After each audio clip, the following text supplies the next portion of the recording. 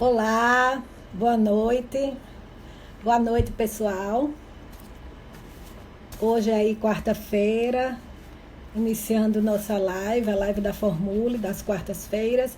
Hoje no horário um pouquinho diferente, né, às 19h30, para podermos, né, falar com o nosso convidado, que ficava melhor para ele. Oi, Ana, boa noite. Olá, Edson.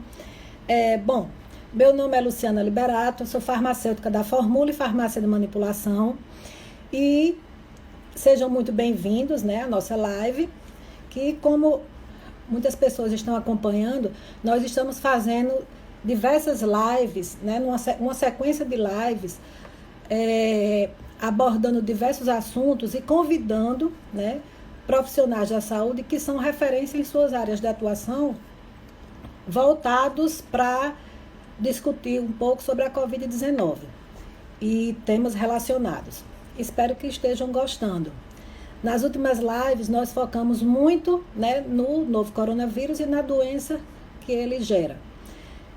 Hoje, nós estamos sabendo que o Brasil ele já está com mais de 1.400.000 de recuperados, né, da Covid-19.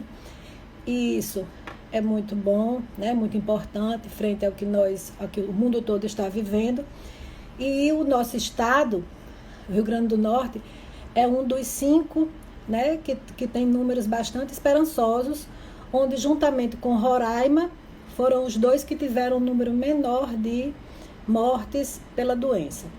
A nossa live está bem especial, né? O nosso convidado vai compartilhar conosco sua experiência na linha de frente aí no tratamento dos pacientes acometidos da Covid-19 e que principalmente aqueles que evoluíram para a fase 2, fase 3.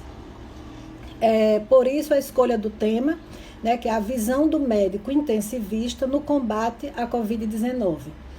E para isso, né, nós convidamos o médico doutor pneumologista intensivista, né, doutor Cévalo Azevedo Dias Júnior, que é doutor em pneumologia pela USP, e para conversar um pouco conosco e compartilhar da sua experiência e do seu conhecimento. Doutor Cévalo, você já está aqui. Oi, doutora Ana. Já posso te chamar?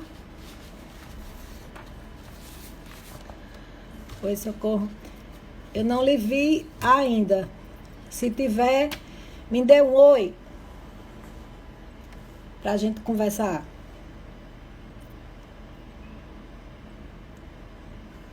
Deixa eu procurar ele aqui. Oi, doutor Célio, já estou lhe vendo. Você pode solicitar.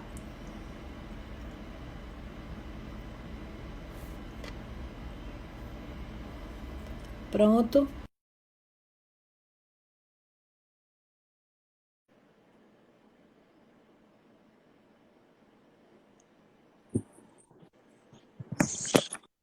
Oi, Olá, doutor Célio, boa noite.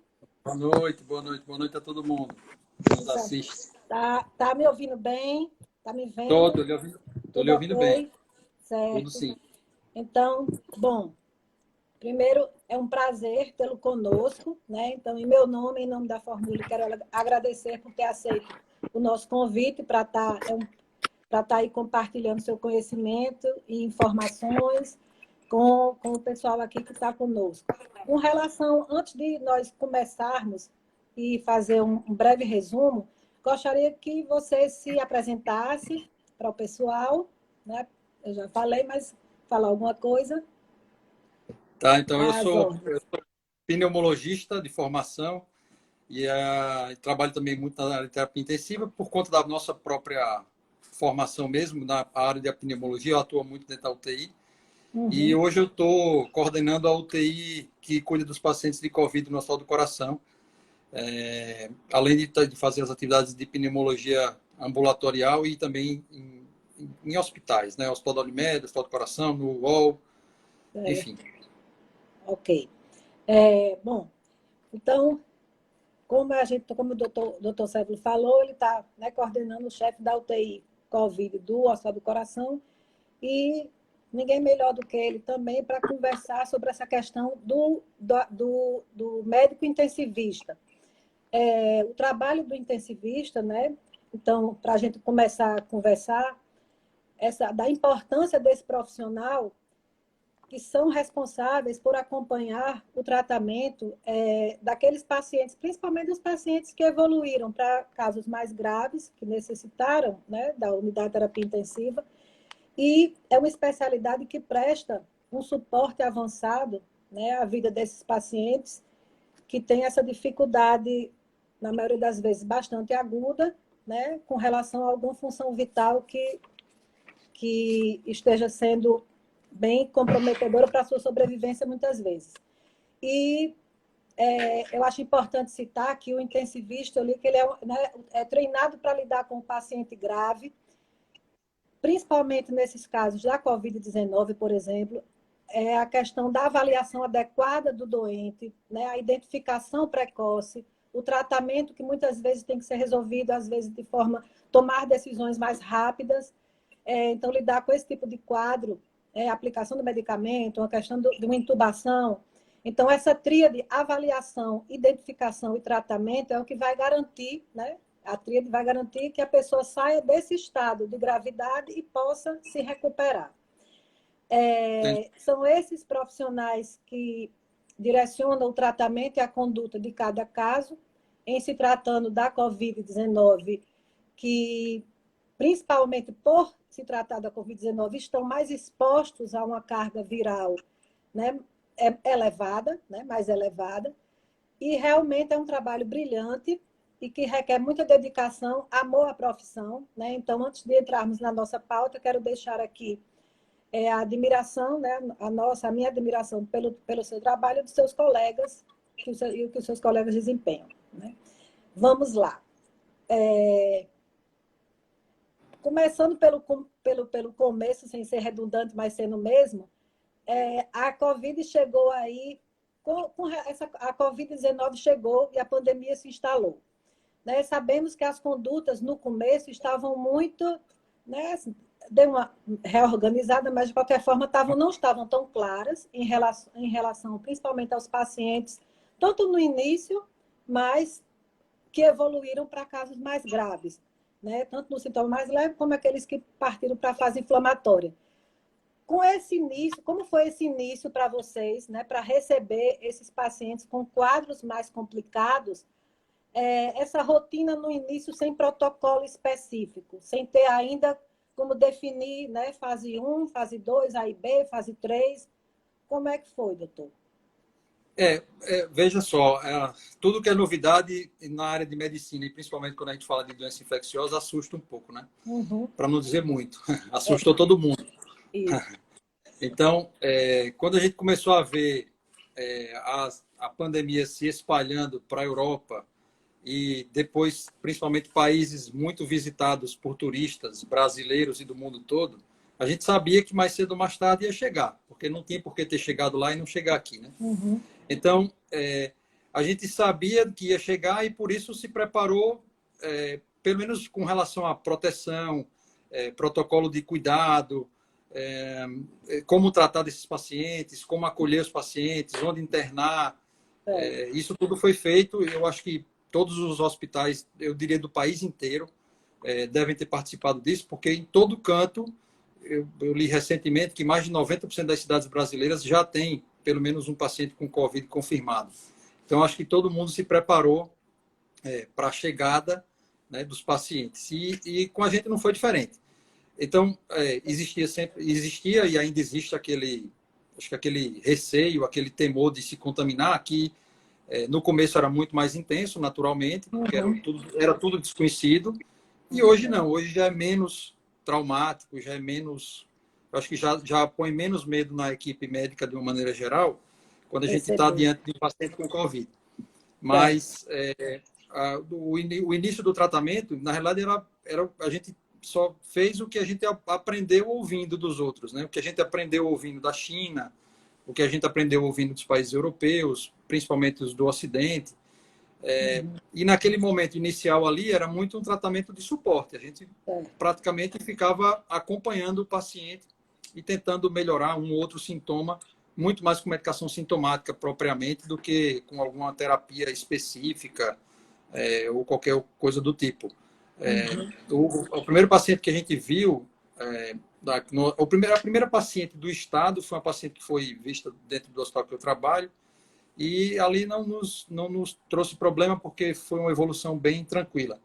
Mas logo chegaram outros, e a partir daí a gente começou a ver pacientes que foram piorando, que precisaram de UTI. E ao longo desse tempo, já vamos falar aí de quase 4 meses e meio, 5 meses, de fato as coisas mudaram muito, que eu acho que é isso que a gente vai conversar, então não vou isso mesmo. Ok. Então, continuando nesse mesmo raciocínio, após esse início de incertezas, né, e evoluindo aí para a estruturação dessa conduta, né, para cada fase de evolução, tivemos um momento no nosso, acho que todo mundo, né, em todo mundo, mas assim, na nossa cidade, uma fase de pico, né, onde tivemos aí algumas dificuldades, né? Algumas situações, os leitos, UTIs, hospitais, até o fechamento momentâneo de alguns atendimentos. Então, como foi processar isso nesse período que não foi tão, né? Foi recente, de qualquer maneira, por volta, eu acho que em meados de junho, essa rotina de perdas no dia a dia do intensivista. Questão dessa parte de, né, vendo aquilo ali, aquela coisa se agravar. Chegou um momento aqui, ali no começo do pico mesmo, um pouco antes da gente atingir o auge da pandemia aqui no Rio Grande do Norte, que a gente viu que não ia caber onde a gente estava dimensionando. Então, aquele espaço que estava sendo proposto para ficar reservado para os pacientes com Covid, a gente percebeu que não ia dar conta. Então, houve mudanças estruturais extremamente importantes em todo canto. Eu vou dizer dos lugares que eu trabalho, porque é mais fácil de eu contar um pouco da história. Mas, recentemente, eu estava fazendo a conta, nós já mudamos a UTI Covid no Hospital do Coração 4 vezes de posição. Então, ela foi num canto, voltou, foi para o outro, voltou de novo, e a gente está esperando que dessa vez ela fique no lugar onde ela está agora. Porque realmente é uma coisa rápida e às vezes a gente não tem noção do tempo que isso vai acontecer. Eu lembro de uma reunião, nós todos conversando, e veio uma pergunta da direção do hospital perguntando o que a gente achava que ia acontecer na próxima semana. E estava eu e os colegas infectologistas dizendo que achávamos que ia continuar do jeito que estávamos. E em 3 dias tudo mudou, tivemos que mudar tudo de posição, todo mundo de canto, rápido, a engenharia trabalhando como nunca, de manhã, de tarde e de noite, para poder fazer as modificações físicas que a gente precisava. E em uma semana estava tudo diferente do que a gente tinha previsto uma semana atrás. Literalmente, em uma semana, a gente mudou todo o nosso perfil. E foi impressionante como foi, dali para frente, uma evolução em progressão geométrica, com mais necessidades e aquele espaço estava dimensionado, já não dava mais e tinha que ter mais. E aí chegou um ponto que a gente conseguiu acomodar todo mundo. Eu acho que o Estado conseguiu, a cidade, pelo menos em Natal, conseguiu acomodar todo mundo. Na parte privada, eu diria que a gente teve pouco sufoco, na parte pública mais, né? E agora a gente está vendo, graças a Deus, o descenso dessa curva. Os números diminuindo. Vamos, com certeza.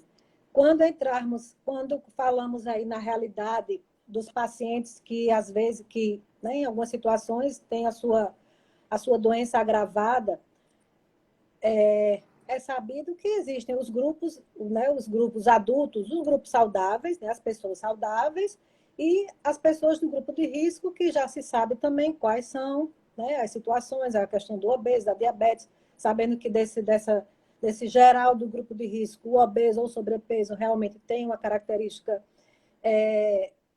uma característica mais, né, que necessita de uma atenção maior pela questão da inflamação, mas, de qualquer maneira, dentro do grupo de risco, principalmente essas pessoas que chegam a uma fase mais avançada, né, que passam para a fase inflamatória e, de repente, na fase de hiperinflamação, que é a 3,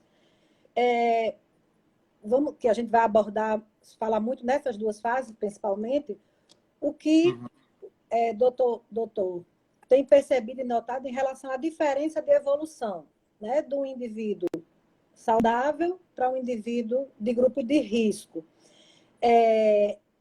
Eu estou falando isso, é claro que a lógica nos diz que seria um grupo de risco que iria evoluir mais gravemente, mas existe algum fator maior, alguma situação mais determinante?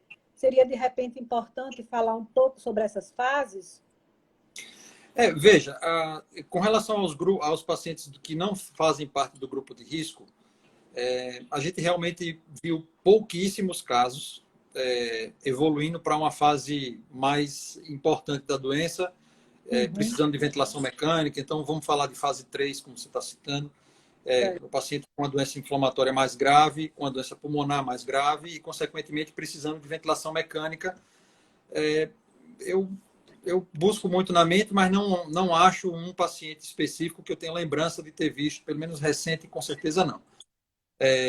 Mas, para esse grupo de pessoas, eu diria que uma coisa que me chamaria a atenção se eu visse algum paciente sem fator de risco para evoluir para a gravidade é se os sintomas forem hiperagudos, se com 5, 7 dias já estiver havendo falta de ar, queda de oxigenação, níveis importantes de inflamação no sangue. Então, eu acho que essa seria uma característica de que aquele paciente eventualmente tem cara de que vai evoluir mal. Porque essa patologia, a gente já está aprendendo que passou de 14 dias, 12, 14 dias, e dentro começou a piorar ali, a gente já fica muito mais tranquilo, principalmente quando a gente vê um paciente que não é do grupo de risco, porque a gente sabe que vai precisar de tratamento, eventualmente um ou outro paciente precisa de internação, mas a gente sabe que esses pacientes não vão evoluir mal. Eles vão evoluir bem e vão sair. Diferente dos pacientes do grupo de risco. Então, o grupo de risco, apenas para informar para quem não é da área, que pode estar nos assistindo, o grupo de risco são aquelas pessoas que os estudos iniciais identificaram que têm mais risco de morrer por conta da doença. Então, existem pacientes que são do grupo de risco desta doença que não são para outras doenças, por exemplo. Né? Então, esse foi um dos dados, por exemplo, do início até hoje, que a gente não mudou. A gente continua entendendo que os idosos são grupo de risco, hipertensos, diabéticos, obesos, patologias pulmonares crônicas, cardíacas crônicas e por aí vai. E essas pessoas, elas são pacientes de risco para desenvolver formas mais graves, porque o organismo já é um organismo debilitado por uma outra doença. E aí eu vou falar especificamente de obesidade, que é uma coisa que me chamou muita atenção quando a gente começou a ver os casos aqui, que eu não lembro de ter tido tanto relato quando lia as informações que vinham da China e da Europa. Mas a obesidade, por ser uma doença metabólica e é uma doença que gera um estado inflamatório persistente no organismo dos indivíduos que são acometidos pela obesidade, né? Então, são indivíduos que eu vou usar entre aspas, inflamados, esses pacientes com a sobrecarga inflamatória que a Covid-19 causa. Esses pacientes são pacientes que, mesmo jovens, às vezes evoluem mal. Evoluem mal de precisar de internação em UTI, medicações em altas doses, ventilação mecânica e por aí vai. Então, o grupo de risco ele é formado por uma N quantidade de pessoas, porque realmente muita gente tem diabetes, pressão alta, ou tem obesidade, ou alguma outra doença crônica, ou são idosos. Então, se a gente for olhar, a enorme maioria das pessoas faz parte do grupo de risco. Né? E aí existe uma diminuição da imunidade nos idosos, existe uma diminuição natural da imunidade. É natural que idoso perca a imunidade ao longo da vida e, consequentemente, no final da vida a imunidade está menor.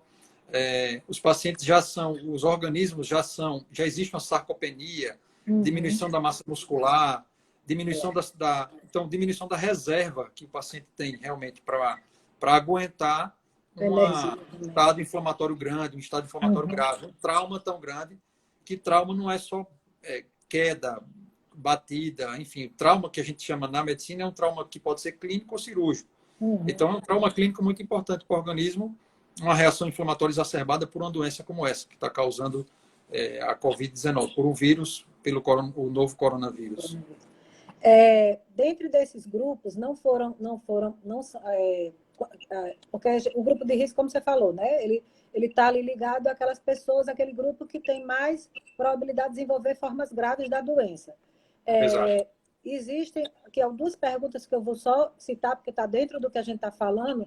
Foi perguntado sobre o ex-fumante e paciente com artrite reumatoide, se pode ser enquadrado. Veja, os ex-fumantes, grande parte deles podem ter DPOC, que é a doença pulmonar obstrutiva crônica, que é conhecida popularmente como enfisema. Então, são pacientes, então, portanto, que teriam uma doença crônica. E a doença pulmonar obstrutiva crônica é uma doença que também tem um componente inflamatório. Além de ter o componente inflamatório, os pacientes que são acometidos pela DPOC, pelo enfisema, são pacientes que têm uma destruição, a destruição aconteceu pelo tabagismo, de uma certa quantidade de tecido pulmonar que é usado para troca gasosa, para a gente receber oxigênio do ar que a gente respira e eliminar gás carbônico. Então, eu estou diante de um paciente que já não tem 100% do pulmão funcionando. Então, já não funciona 100%. Se eu tenho uma doença que vai acometer o resto que está funcionando, então, eventualmente, é um paciente que está mais limítrofe para passar a apresentar falta de ar, queda da oxigenação, do que os que não têm doença pulmonar. Isso serve para ex-fumantes que têm doença pulmonar e outros pacientes que têm doenças pulmonares crônicas outras, como fibroses, doenças de vias aéreas, que podem cursar também com falta de ar. Então, essas patologias pulmonares, elas já por si só causam dificuldade na troca gasosa, dificuldade na respiração do paciente. Se eu sobrepujar isso uma outra doença também tão grave quanto, nitidamente essas pessoas vão sofrer mais. Então, esse é o caso dos ex-fumantes. Com relação à artrite reumatoide é uma doença inflamatória que ela acomete predominantemente as articulações das mãos e os pacientes, eles também são pacientes que têm um estado inflamatório exacerbado, tem um processo inflamatório exacerbado que é tratado com medicação e eu diria que hoje facilmente tratado com medicação. Existe facilidade de controlar. Eu vou até retificar o que eu falei. Existe facilidade de controlar a artrite reumatoide. Então, sendo que a facilidade de controlar a artrite reumatoide advém de drogas imunossupressoras. Então, todo imunossupressor, seja para artrite reumatoide, para lúpus, para transplantados, enfim, todo imunossupressor que for utilizado, ele vai baixar a imunidade, porque o próprio nome da droga está dizendo, ela é imunossupressora. Ele vai baixar a imunidade e, consequentemente, aumentar o risco do paciente desenvolver ou adquirir a infecção. Se a infecção vai ser mais grave ou não, eu confesso que não sei dado da literatura mundial sobre isso. Se os pacientes imunossuprimidos são mais graves ou não. A impressão que eu tenho é que não. Porque senão a gente estaria vendo muito mais imunossuprimido do que não imunossuprimido no hospital, e isso não é verdade. Isso, ok. Foi perguntado aí, né, algumas informações de medicamento e tudo, mas aí está dentro da nossa conversa. Com relação às principais indicações que levariam, quais são as principais indicações, né, ou sintomatologias, ou a forma de apresentação que levam o paciente a ser direcionado para uma semi-intensiva, mas na realidade para uma UTI, e qual o prognóstico desses pacientes na UTI. E numa situação que aí já se encontrando na fase 3, na maioria das vezes, havendo a necessidade da intubação, qual seria essa estimativa, um percentual de recuperação? Existem, né, quais são as chances atualmente de um paciente que está na UTI? Qual a sua visão sobre o uso de alguns fármacos na UTI, que são talvez o que se lance como os corticóides em altas dosagens, os anticoagulantes, eu sei que em algumas situações os anti-interleucinas, né, as anti-interleucinas, mas isso aí, né, não é uma coisa de praxe, principalmente o corticoide, o anticoagulante, eu sei que em algumas situações antibacteriano, e lógico a equipe multidisciplinar, né, doutor Sérgio, assim, realmente o fármaco tem toda o seu mérito, mas os procedimentos adotados no momento também. Sem Então, dúvida. como é que pode ser, qual é lá dentro, né? Como esse paciente, ele, às vezes, é aquela coisa, eu entro, será que eu vou sair? Então, a confiança né, dele. Veja, vou tentar responder. Se eu for esquecendo alguma pergunta que você me fez, que É, essa foi pergunta muita ficou coisa. maior, Não, eu... você vai me lembrar. É, A indicação de ir para a UTI, na realidade, ela é única praticamente com relação à doença especificamente. Então, a indicação de ir para a UTI é por desconforto respiratório. É desconforto para respirar e queda na oxigenação. Então, se eu tenho queda na oxigenação, estou precisando de ofertar muito oxigênio num ambiente que não é de UTI, é ideal que esse doente vá para a UTI para que a gente mantenha a oferta de oxigênio, porém com o doente monitorizado o tempo todo, certo. vigiado o tempo todo por uma equipe que vai estar lá 24 horas olhando para ele e ele monitorizado com os equipamentos para nos ajudar também a tomar conta. Uhum. Então, a indicação ela é exclusivamente essa. Sendo que os pacientes que têm Covid, a gente não pode esquecer que são pacientes, como a gente conversou há pouco tempo, que têm comorbidades, e essas comorbidades, elas não deixaram de existir pela Covid. Então, os pacientes continuam tendo infarto, os pacientes continuam tendo diabetes descontrolada, continuam tendo insuficiência renal, continuam tendo toda a sorte de problemas que tinha antes. Esses problemas, eles não deixaram de existir, absolutamente. Uhum. Só um parêntese rápido, mas na época do auge em Nova York, se aumentou 800% o número de pacientes com infarto que foram tratados em casa. Então, Isso. tiveram infartos e não foram para o hospital com Eu medo estava de com pegar medo. Covid por causa disso, e aí Tá? terminaram tratando em casa. Uhum. Então, os infartos continuaram existindo, só que não foram tratados a contento. Isso é a diferença. Isso. Então, esses pacientes que têm Covid e que desenvolvem uma complicação outra qualquer pelas suas patologias de base, também precisam de UTI. Então, tem paciente que tem infarto, tem paciente que tem angina, tem paciente que tem insuficiência renal, que também precisa de UTI por conta disso e que, por acaso, também tem Covid. Tem Então, Covid. essas são as indicações. As indicações clássicas continuam existindo e, com relação à Covid, exclusivamente desconforto respiratório.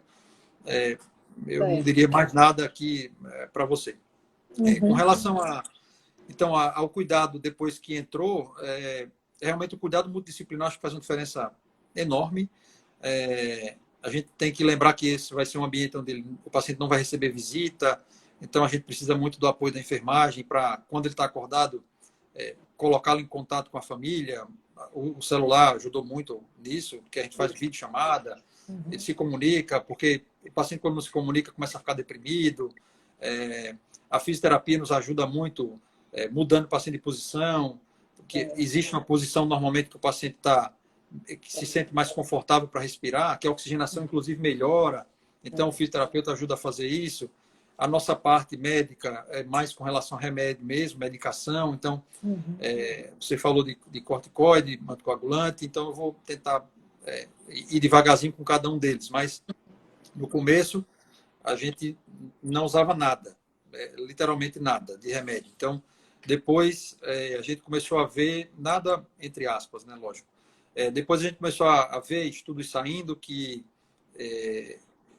a impressão que a gente tinha, e agora eu vou dizer da minha área, chega um momento da gente estar conversando entre colegas pneumologistas e dizendo, meu Deus, como é que nós vamos ter um pulmão com vidro fosco, que é uma alteração que eu não preciso mais dizer, que todo mundo sabe o que é isso agora. Isso. Como é que eu vou ver um pulmão com vidro fosco e não vou usar corticoide? Que a gente aprendeu a vida inteira isso. O pulmão tem vidro fosco, tem corticoide. Então, não tem alternativa. E a informação que vinha era que não devia se usar corticoide. Depois a gente aprendeu que não. A gente não devia usar nos primeiros dias. Na fase Mas inicial. dali para frente, sim. Aí sim a gente precisa de corticoide, porque o corticoide vai inibir a cascata inflamatória que começou a ser gerada e que, se a gente não inibir ali, ela vai virar uma bola de neve gigante, que isso pode terminar complicando ainda mais a vida do paciente. Então, saiu já trabalho, graças a Deus, a gente agora está, com relação a corticoide, a gente está respaldado.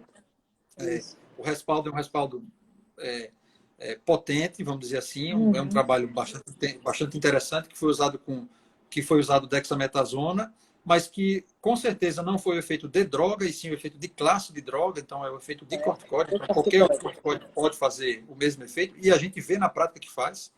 Então, antes de sair esses trabalhos, a gente começou a usar, fazer corticóide e perceber, isso foi um relato clínico. Não, eu estou percebendo que está melhorando. Então, colegas que eram contra inicialmente, que começaram a ver que estava melhorando, passaram a ser a favor, porque começou a ver que o doente, não, esse é um doente que eu vi outros iguais e que pioraram, e esse que usou corticoide não piorou.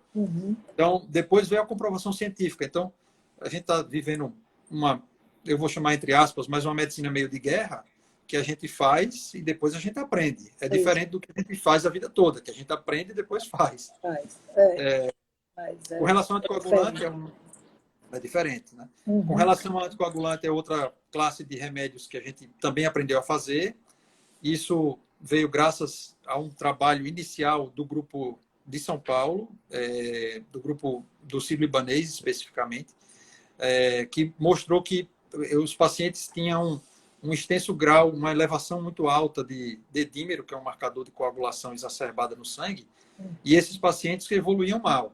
Isso já estava descrito na China, mas o segredo do trabalho paulistano foi pegar biópsias de pulmão de pacientes ou que foram biopsiados ou que faleceram e ver que existia um alto nível de trombose dentro dos vasos desses pacientes. Então, a partir dali, a gente começou a anticoagular mais. Mas, eu diria, com mais intensidade, inclusive hoje em dia.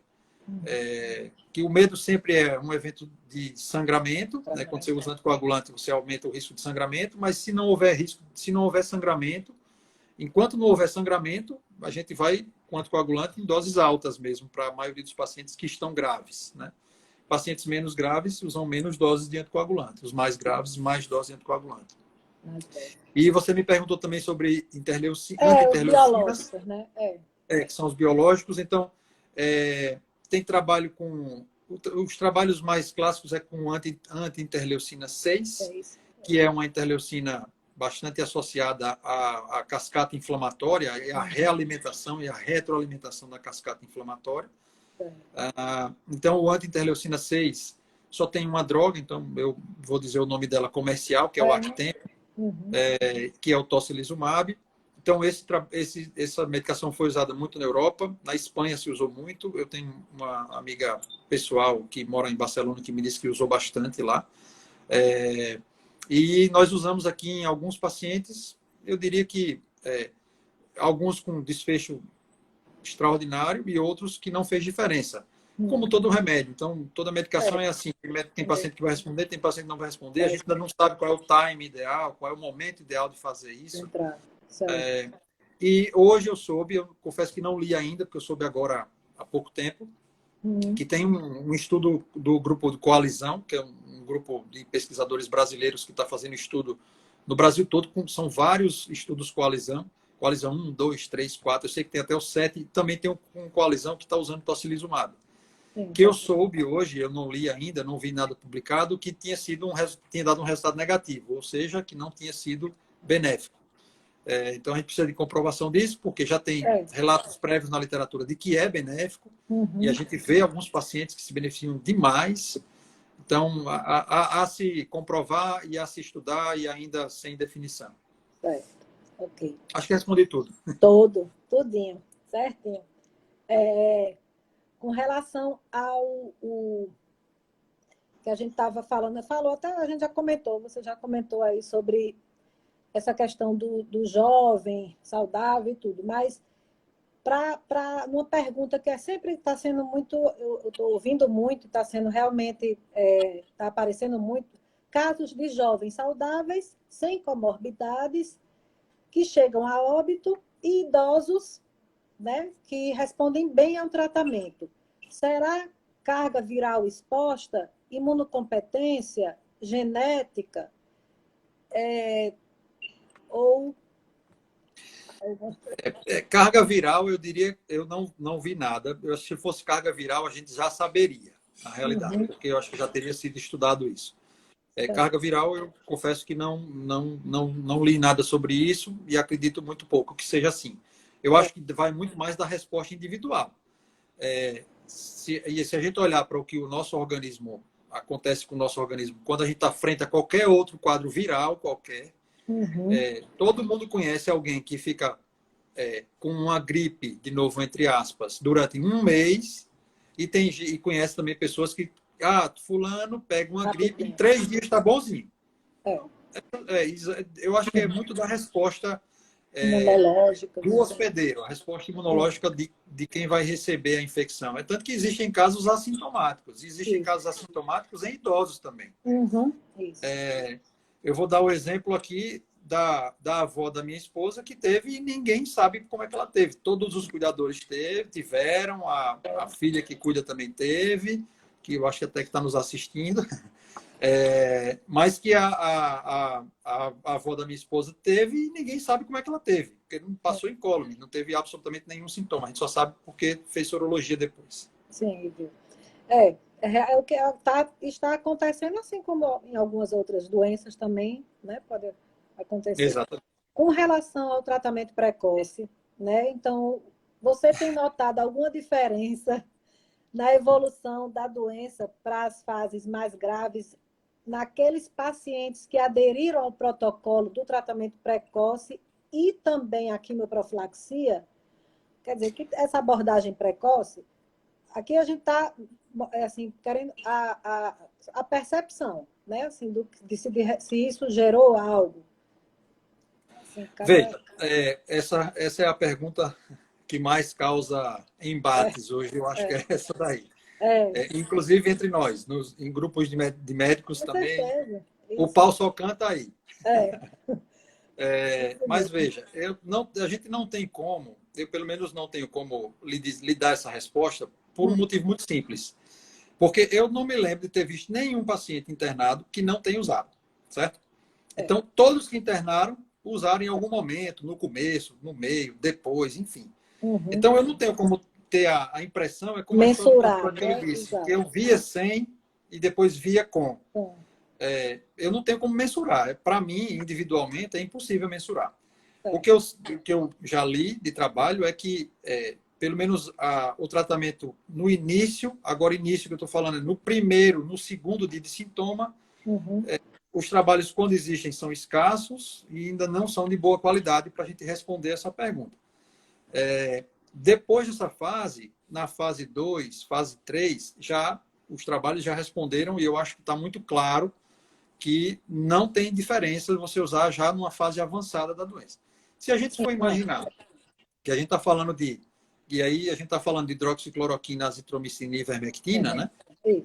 Se a gente for imaginar e lembrar que essas drogas foram descritas para diminuir a carga viral dentro de uma célula, então, no momento onde eu acredito que a carga viral já é menor e a inflamação é maior, eu não vejo muito sentido realmente de ficar usando a droga, já que a carga viral já praticamente acabou. Né? Então, aí eu acho que o tratamento é virado para o outro lado. Agora, no início, realmente, a pergunta ainda está sem resposta. A gente vai receber essa resposta em algum momento no futuro. E aí, eu acho que vai vir a pergunta, eu já vou me antecipar. O que é que eu recomendo? Eu discuto o caso. Então, tá eu e o paciente conversando comigo. Se for logo no início, eu explico as situações todas, explico tudo isso que eu estou dizendo, os efeitos colaterais das medicações, e digo, quer tomar ou não quero tomar. Se quiser tomar, eu prescreverei com certeza. Se não quiser tomar, também não vou fazer objeção a não tomar, nem indicar a tomar. Né? Por enquanto, como não tem resposta, eu acho que essa talvez seja uma atitude mais adequada. Uma conduta que é exatamente oferecer o que se tem, né? Cabe na discussão médico-paciente realmente ver o que é que cabe ser Tudo melhor. em medicina a gente tem que pesar risco-benefício. Isso. E aí nem sempre somos nós só que vamos resolver. A gente tem que tomar a decisão compartilhada. Com certeza. E é sabido mesmo que, como já foi comentado, que na fase 2 em diante, realmente não deve ser utilizado. O que se sabe é isso, não deve. Né? Não deve ser. A gente não tem antivírus usado dessa mais e eu não conheço situação. mais serviços usando. Isso. No percentual de pacientes que permaneceram, com relação à recuperação de pacientes graves, né? Aqueles pacientes, os pacientes que tiveram ou assintomático, né, oligossomático, ou apenas a fase 1, né, não evoluíram, ficaram somente nos sintomas leves, então a recuperação desses pacientes provavelmente é bem maior, é fato. E aqueles pacientes que entraram para 2 e a 3, né, existe algum percentual com relação, ou existe algum percentual que foi visto, e também uma boa recuperação nesses pacientes graves, assim, na proporção. Se existir essa proporção no paciente que evoluiu gravemente, que chegou aí para a UTI, como é que está esse percentual de recuperados? Veja, de fato você tem razão. Os pacientes que são só fase 1 são pacientes que se recuperam completamente, né?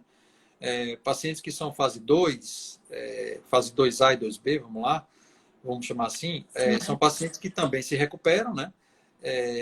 E talvez um ou outro vai ter algum grau de sequela pulmonar. Então, vai ter uma fibrose, pequena que seja, enfim.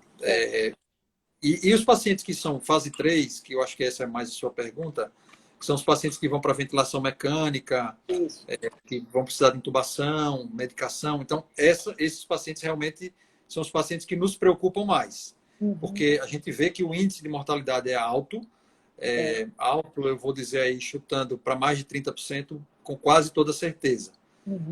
Porque a gente já conseguiu evitar que muitos cheguem aí, muitos mesmo. E aí, uma vez chegando, são aqueles pacientes que já falharam o corticoide, já falharam o anticoagulante, eventualmente já falharam o anti-L6. Então, são pacientes que a gente vai... Eu costumo dizer, e continuo dizendo isso, dizendo no começo e estou dizendo de novo, que essa doença ela precisa de duas coisas. Ela precisa de médico e precisa de equipamento. Então, se tiver equipamento, bom, mas não tiver médico que saiba cuidar, médico e equipe médica, que não tem equipe médica que saiba cuidar, o doente morre. Se tiver médico muito bom, equipe médica muito boa, mas não tiver equipamento, o doente também morre.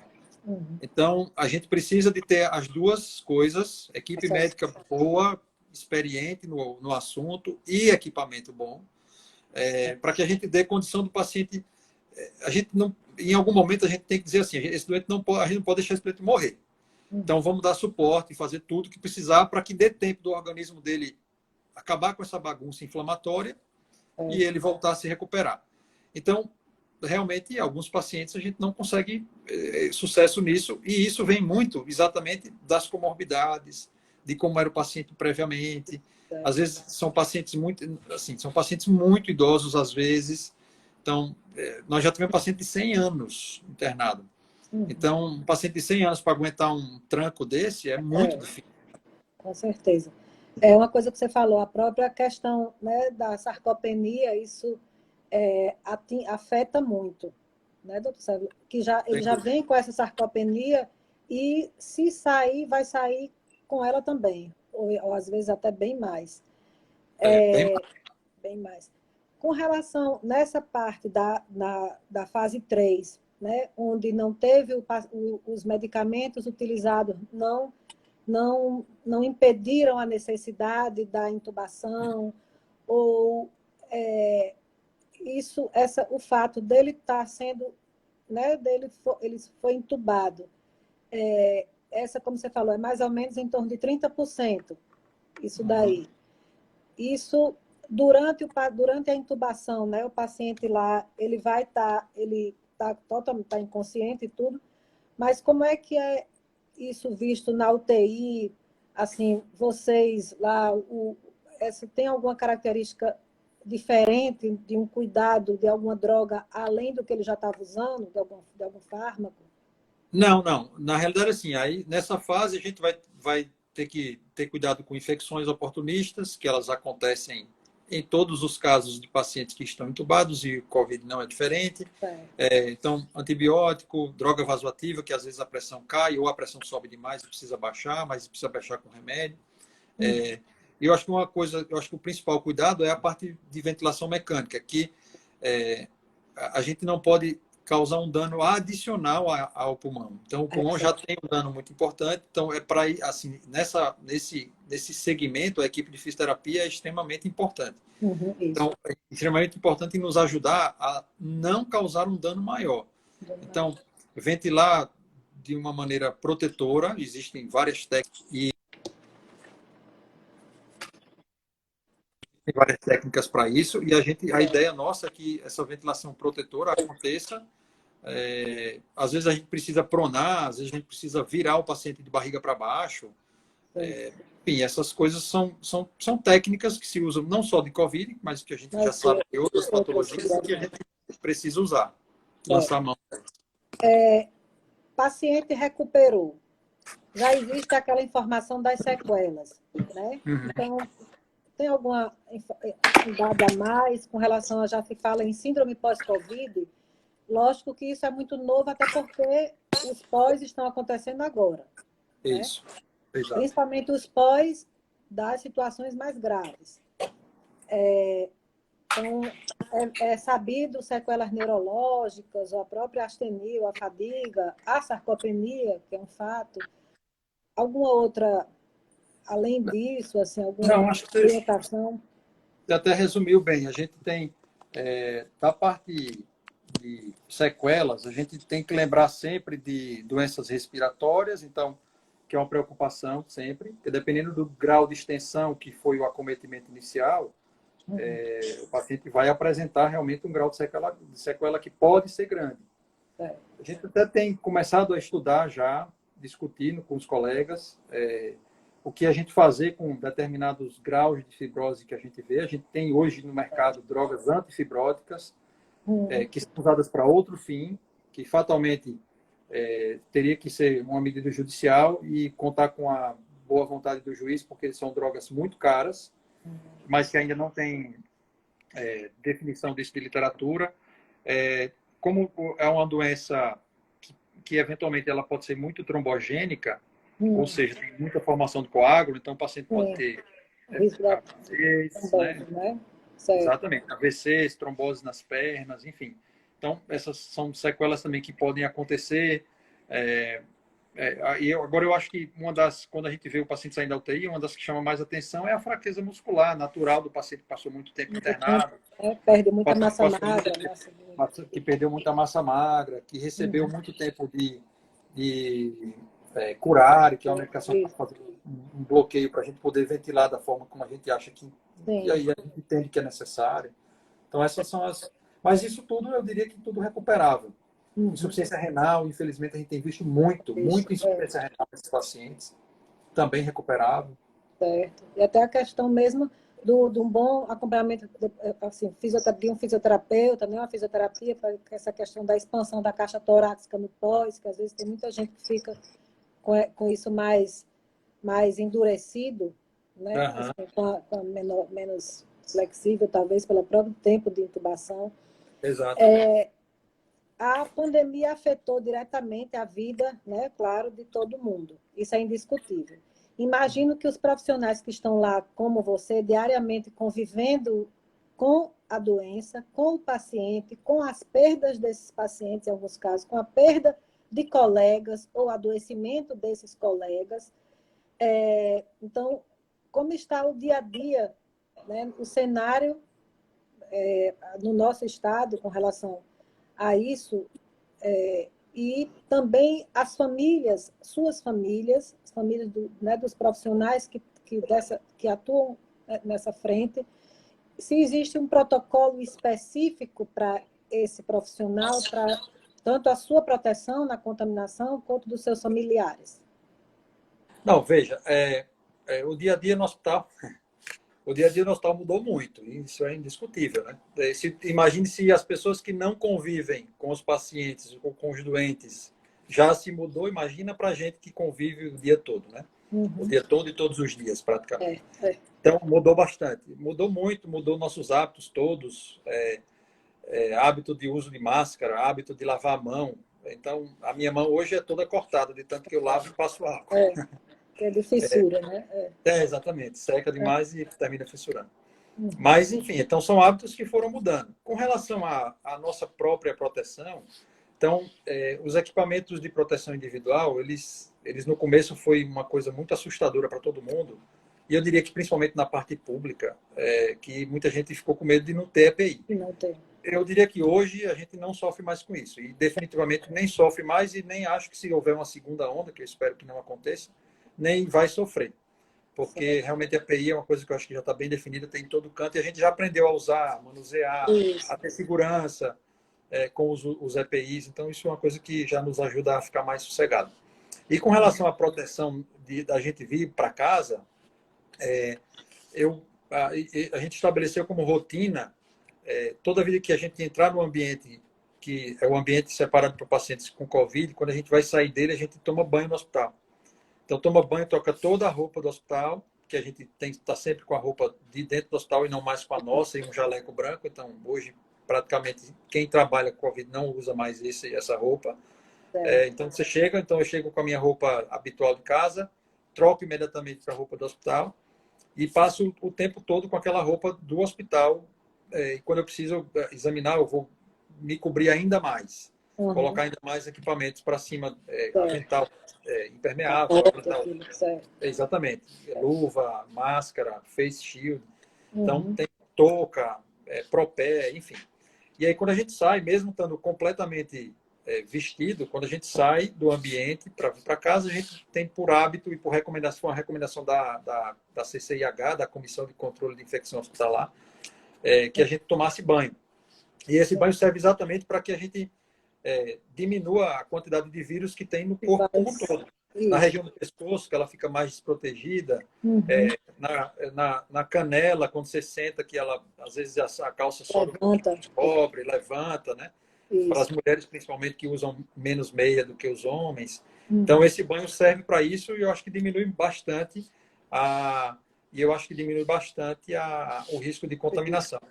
E aí, em casa, cada um tem um. Na minha casa, tem um setor diferente. Minha esposa também é médica, então a gente tem um setor diferente para trocar de roupa, é tudo diferente. Só tem contato com as nossas filhas depois de tomar banho de novo, quando chega em casa. Então, aí em casa eu acho que cada um tem uma loucura. Não, adota um ritual, um protocolo, né? Mas sem diferenciar tanto um dos outros. Isso mesmo. E vamos lá. Nós já estamos aí no final, né? Passa o que é bom, termina, a gente vai passando, não é? Mas ainda tem alguns minutos. Então, primeiro, para finalizar, eu gostaria de citar uma frase de uma médica e professora da disciplina de terapia intensiva do curso de medicina da Unifac, doutora Juliana Caldas, que fala que a terapia intensiva é o amor pela vida. E que a parte mais recompensadora do trabalho é dar alta a um paciente e vê-lo seguindo a vida. A gente faz tudo pelo doente e depois ele vai embora. Que bom. Não temos a necessidade que ele volte. E espero justamente que não precise voltar. Eu achei isso bem bacana porque eu sei que é isso que está traduzindo, que com certeza você sente. Todos nós, exato. Né? Eu vi aqui algumas perguntas voltadas muito para... Deixa eu puxar aqui. Falando sobre quando estão pronados os pacientes aqui, porque a gente tem um tempinho, ainda uns minutinhos para dúvida. Aqui é Sandra. Sandra é anestesiologista. Sandra está perguntando, doutora Sandra, quando os pacientes estão pronados, recebem coxins a fim de liberar o abdômen para uma melhor ventilação. Isso. O fato de pronar é uma coisa extremamente trabalhosa e minuciosa. Porque vocês imaginem o seguinte, tem um paciente que está com uma sonda no nariz para se alimentar, um tubo orotraqueal para poder ventilar, um acesso venoso central, muito provavelmente, para poder a gente infundir remédio, uma sonda vesical para a gente poder medir a diurese, e mais uma linha arterial para a gente poder colher exame. Então, tem pelo menos 5 coisas conectadas ao paciente e que nenhuma delas pode ser desconectada no ato da gente virar. E o paciente está sedado, consequentemente. Então, a gente tem que virar esse paciente de barriga para baixo sem ele se mexer, sem ele nos ajudar, obviamente. Então, existe toda uma técnica para fazer isso. Tem que enrolar o paciente em vários lençóis para a gente puxar para a beira da cama, para depois para virar em passos. E uma coisa fundamental é exatamente a gente liberar e proteger, né, o tórax. Então, você tem um coxinho no tórax, um suporte para você apoiar o peito do paciente, um suporte para apoiar a cabeça, que ela fica virada para um lado ou para o outro, e tem que ficar mudando de 2 em 2 horas, e um também na região pélvica. Então, como eu boto um no tórax e um na região pélvica, eu libero a barriga fica mais, digamos, pendurada, que não é pendurada mesmo, né, que está encostada no colchão, mas ela fica mais livre, e isso ajuda exatamente na expansão pulmonar, para não haver dificuldade de ventilar adicional, além da que a gente já tem. Sim, certo.